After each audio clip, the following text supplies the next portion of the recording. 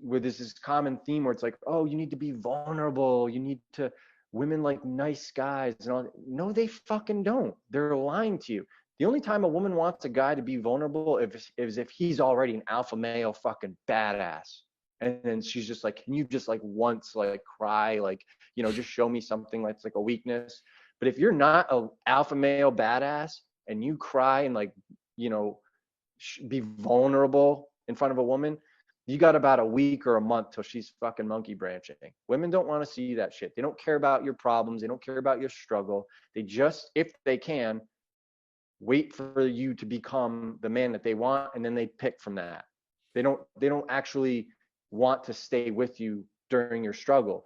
Now, if you find a girl like that, that is like, she has passed the test. If you find a girl that is like your ride or die, even when you're at like the rock bottom, then that's a good woman.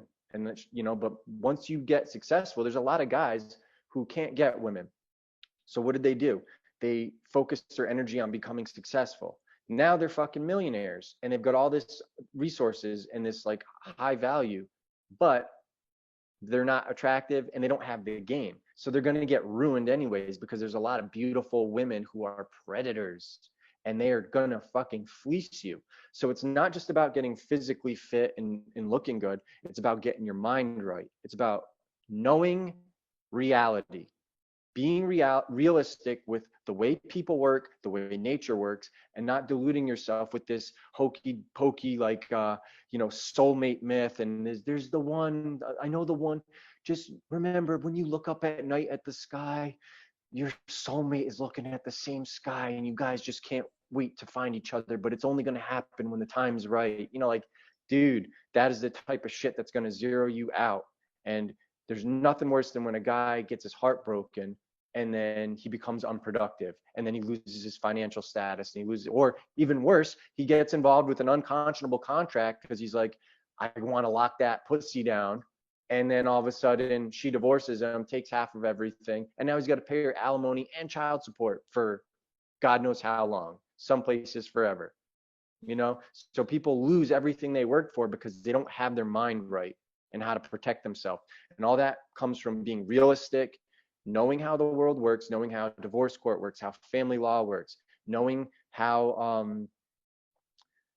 just how subtext works, because a lot of times people say one thing, but they actually mean something else. And you need to be able to pick up on that. And you also need to be able to judge people by their behavior, not what they say, because people can keep a persona for years, right? But a lot of guys are so desperate for, like, they think if they get married, they're going to have unlimited access to free, easy sex. And it's like, a lot of times that if you look at the contract, that's not in the contract, So it's like, these guys get burned. They rush into marriage because they're scared of, like, I got to put a ring, if you like it, then you should have put a ring on it. Get the fuck out of here. When a guy has options and he's top shelf and a woman behaves like that, see ya.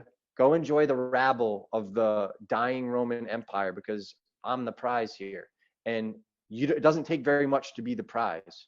When you look at statistics, the average man is so far below what the average woman's standards are, because they have been diluted by social media, and they think that there's more top earning, good looking, fit guys to choose from than